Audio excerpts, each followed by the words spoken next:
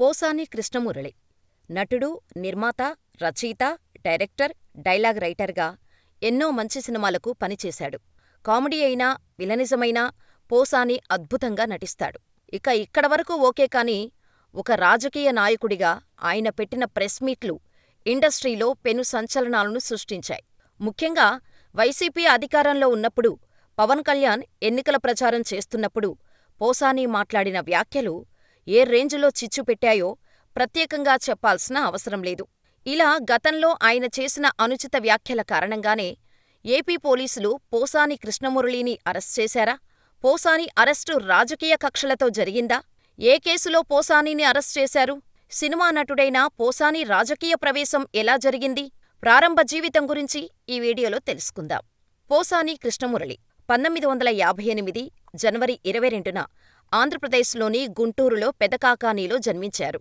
అతని తండ్రి పోసాని సుబ్బారావు పెదకాకానిలో చిన్న ఉద్యోగిగా పనిచేసేవారు. తల్లి శేషమ్మ గృహిణి.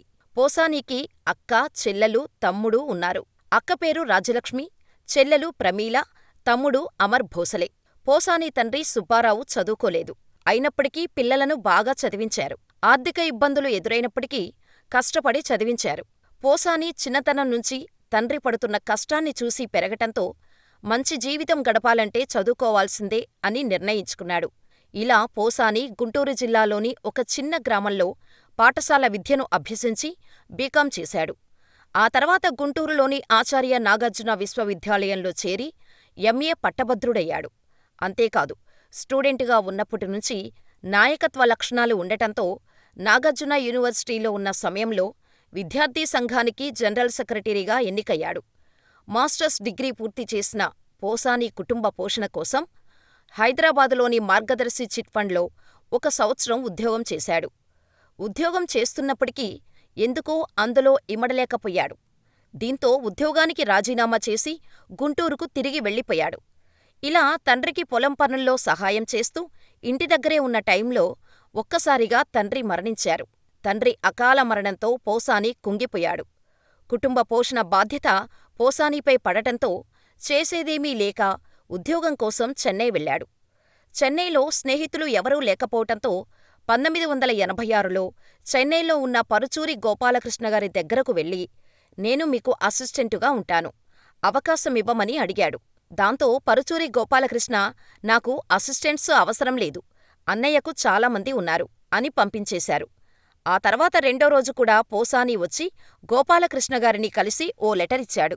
ఆ లెటర్ రాసింది నాగార్జున యూనివర్సిటీ అప్పటి వైస్ ఛాన్సలర్ ఆచార్య తూమాటి దోనప్పగారు రికమెండ్ చేస్తూ రాశారు. ఆ లెటర్ చూసిన పరుచూరి, ఏమయ్యా, ఈ లెటర్ నిన్నే చూపించొచ్చుగదా, ముందే తీసుకునేవాడిని. పైగా నువ్వు ఎంఏ చదివినవాడివి, మంచి లెక్చరర్ అయ్యే అవకాశం ఉంది, నా దగ్గరే ఎందుకు? నేను కూడా ప్రిన్సిపల్ జీవితాన్ని వదులుకొని వచ్చా అని అనగానే పోసానిగారు, లేదు సార్, నేను చెన్నైలో ఎంఫిల్ చేయాలని అనుకుంటున్నాను. ఇక్కడ నాకు బ్రతకటానికి ఉద్యోగం కావాలి. మీరు పని ఇస్తే చదువుకుంటూ పనిచేసుకుంటా అన్నాడు. ఆ మాట విన్న పరుచూరి గోపాలకృష్ణకు బాగా నచ్చేశాడు.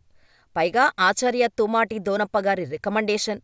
ఇలా పోసాని పద్ధతి నచ్చటంతో పోసాని కృష్ణమురళిని అసిస్టెంటుగా తీసుకున్నారు. అయితే నాకు అసిస్టెంటు అవసరం లేదు అనుకున్న పరుచూరి గోపాలకృష్ణ తన అన్న పరుచూరి వెంకటేశ్వరరావుకి పోసాని ఉపయోగపడతాడని భావించి ఆయన డిక్టేట్ చేసే కథలను రాయటానికి ఉపయోగపడతాడని ఆయనకు చెప్పి పోసానిని పరుచూరి వెంకటేశ్వరరావు గారికి అసిస్టెంటుగా పెట్టారు గోపాలకృష్ణ. ఇలా పోసాని తక్కువ టైంలోనే మంచిగా వెంకటేశ్వరరావు గారికి మంచి బంధం ఏర్పడింది. ఇలా వెంకటేశ్వరరావు గారు ఒక్క లైను చెబితే చాలు, పోసాని ఫుల్ స్క్రిప్టు రాసేసి ఇచ్చేవారు. ఇలా ఘరానా మొగుడు సినిమా స్క్రిప్టు పరుచూరి వెంకటేశ్వరరావు గారు రాయకుండా చెప్పకుండానే ఫస్ట్ వర్షన్ రాసేసి ప్రొడ్యూసర్ దేవి వరప్రసాద్ గారికి ఇచ్చేశాడు పోసాని. అయితే దేవి వరప్రసాద్ ఆ స్క్రిప్టు చూసి, నేను పరుచూరి బ్రదర్స్ని పెట్టుకున్నాను, స్క్రిప్టు అసిస్టెంటు చేత రాసిస్తారా అని పెద్ద గొడవ పెట్టుకోవటంతో పరుచూరి గోపాలకృష్ణకు ఆ విషయం తెలిసి రాఘవేంద్రరావు గారిని, దేవి వరప్రసాద్ గారిని కూర్చోబెట్టి కథ రాసి ఇచ్చాడు. ఈ విషయాన్ని ఇప్పటికీ గుర్తు చేసుకొని గోపాలకృష్ణగారు పోసాని గురించి ఒకటే చెబుతారు, పోసాని ఎంతో ప్రతిభావంతుడు, మంచి గుణవంతుడు. ఆ విషయం నాకు తెలుసు. మాటతీరు చూసి పోసాని గురించి చాలామంది తప్పుగా అనుకుంటారే కాని చాలా నిష్కల్మషమైన మనిషి అని అంటారు. ఇదే విషయాన్ని పరుచూరి ఆయన యూట్యూబ్ ఛానల్లో చెప్పుకొచ్చారు కూడా. ఇలా పరుచూరి బ్రదర్స్ దగ్గర అసిస్టెంటుగా చేస్తూనే పోసాని ప్రెసిడెన్సీ కాలేజీలో చేరి ఎంఫిల్ పూర్తి చేశారు. ఆ తర్వాత పీహెచ్డీ పూర్తి చెయ్యాలి అనుకున్న ఆ ఆలోచనను మధ్యలోనే వదిలేశాడు. ఇలా పోసాని మద్రాసులో ఎంఫిల్ డిగ్రీ చదువుతున్న సమయంలో రామ్గోపాల్ వర్మ తన సినిమాకు సంభాషణలు రాయమని అడిగాడు. అయితే పోసాని ఆ ఆఫీసర్ని తిరస్కరించాడు. పరుచూరి బ్రదర్స్ నుంచి నేను ఇంకా చాలా నేర్చుకోవాల్సి ఉంది. నేను సొంతంగా సినిమా తీయటానికి సిద్ధంగా లేను అని రామ్గోపాల్ వర్మతో చెప్పాడు. ఇలా పోసాని దాదాపు పరుచూరి బ్రదర్స్ వద్ద 5 సంవత్సరాలకు పైగా పనిచేసి 100కు పైగా చిత్రాలకు సహాయం చేశాడు. ఇలా పరుచూరి బ్రదర్స్ వద్ద పనిచేస్తున్న టైంలో పోసాని వారి ఇంట్లోని ఓ గదిలో ఉండేవాడు. ఈ టైంలో రవితేజ తమ్ముడు భరత్ ఓ అమ్మాయిని ప్రేమించి లేపుకొచ్చి పోసానీని సహాయం కోరటంతో ఆ రాత్రి భరత్ పరిస్థితి చూసి తన రూం వారికి ఇచ్చి తను వేరే చోట పడుకున్నాడు. అయితే అప్పటికీ రవితేజ ఇంకా హీరో కాలేదు. చిన్న చిన్న వేషాలు వేస్తూ ప్రయత్నాలు చేస్తున్నాడు. పైగా అప్పటికీ రవితేజకు పోసానికి పరిచయం లేదు. అయినప్పటికీ పోసాని రిస్కు చేసి తనకు రాత్రి పొమ్మంటే ఎక్కడికి పోతారు అని ఇంట్లో ఉండమన్నాడంట. అయితే ఈ విషయం పరుచూరి గోపాలకృష్ణగారి భార్యకు తెలిసి పోసాని ఇక్కడ ఏదో తప్పు చేస్తున్నాడు అనుకొని గొడవపడటంతో ఏం జరిగిందో వివరణ ఇచ్చే అవకాశం కూడా ఇవ్వకుండా తనను బయటకు పంపేశారు. ఈ ఘటనతో గోపాలకృష్ణగారి భార్యపై కోపంతో రగిలిపోయిన పోసాని పిన్నిగారు అని పిలిచే పిలుపును కూడా మరచిపోయి చంపేయాలని అనుకున్నాడు. పోసాని బాధ ఒకటే, నేను చాలా సిన్సియర్గా పనిచేస్తున్నా.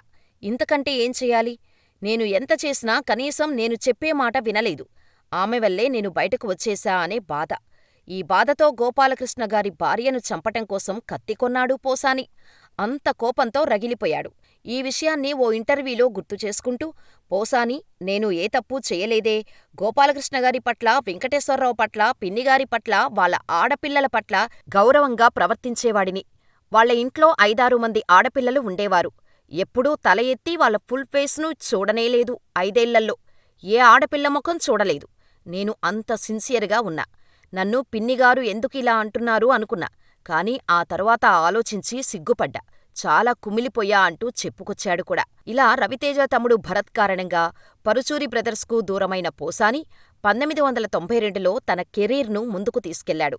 1992లో తెలుగు చిత్రం ధర్మక్షేత్రంలో చిన్న అతిథి పాత్ర పోషించాడు. మోహన్ గాంధీ దర్శకత్వంలో పోలీస్ బ్రదర్స్ చిత్రానికి కథ, సంభాషణలు రాసే ఉద్యోగంలో చేరాడు. అలాగే రామ్గోపాల్ వర్మ 1993లో తన గాయం చిత్రానికి సంభాషణలు రాసే అవకాశాన్ని పోసానికి ఇచ్చాడు. ఆ తర్వాత వర్మ పోసానిని నాగార్జునకు సిఫార్సు చేశాడు. దీంతో ఆయన రక్షణ చిత్రానికి రాయాల్సి వచ్చింది. ఆ తర్వాత ఈవీవీ సత్యనారాయణ దర్శకత్వం వహించిన చిరంజీవి అల్లుడా మజాకా కోసం సినిమాకు కథను రాసే ఛాన్స్ ఇచ్చారు ప్రొడ్యూసర్ దేవి వరప్రసాద్. ఎవరైతే ఒకప్పుడు తిట్టారో ఆయన చేతే నా సినిమా కథను రాయమని అడిగే స్థాయికి ఎదిగాడు పోసాని. అంతేకాదు, అల్లుడా మజాకా సినిమాకి పోసాని మాటలు, స్క్రీన్ప్లే కూడా రాశారు. ఇలా ఆ తర్వాత పవిత్ర బంధం, తాళి, ప్రేమించుకుందాంరా, పెళ్లి చేసుకుందాం, గోకులంలో సీత, శివయ్య, రావన్న, మాస్టర్ వంటి విజయవంతమైన చిత్రాలకు పనిచేసి మంచి పేరు సంపాదించుకున్నాడు పోసాని. ఇలా 90స్లో టాక్ ఆఫ్ ది ఇండస్ట్రీ అయ్యాడు పోసాని. దీనికి నిదర్శనం 1999లో పోసాని 8 చిత్రాలకు రచయితగా పనిచేశాడు. ఆ సంవత్సరంలో ఏ తెలుగు రచయిత చేయని లిస్టేది. ఆ తర్వాత 2000లో కూడా 9 చిత్రాలకు రచయితగా పనిచేశాడు.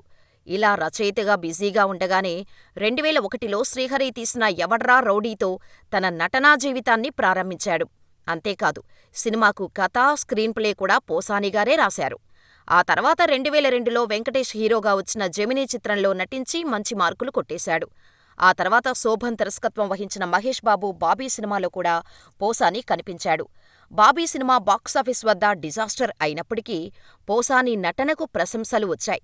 ఇలా ఫుల్ బిజీగా గుడ్ బాయ్, భద్రాద్రి రాముడు వంటి చిత్రాలలో నటించడం కొనసాగిస్తూనే ఒరేయ్ తమ్ముడు, రాఘవేంద్ర, సింహాచలం, భద్రాద్రి రాముడు, పలనాటి బ్రహ్మనాయుడు, సీతయ్య, టైగర్ హరిశ్చంద్రప్రసాద్ వంటి సినిమాలకు రచనను కొనసాగిస్తూ తన ప్రస్థానాన్ని చాటుకున్నాడు.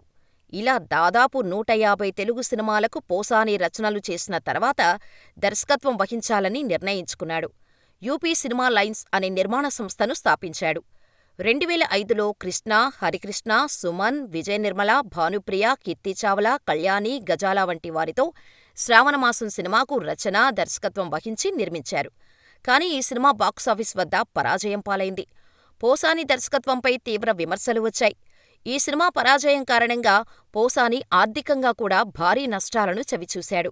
శ్రావణమాసం తర్వాత అతడు గేమ్, మున్నా వంటి చిత్రాలలో నటించాడు.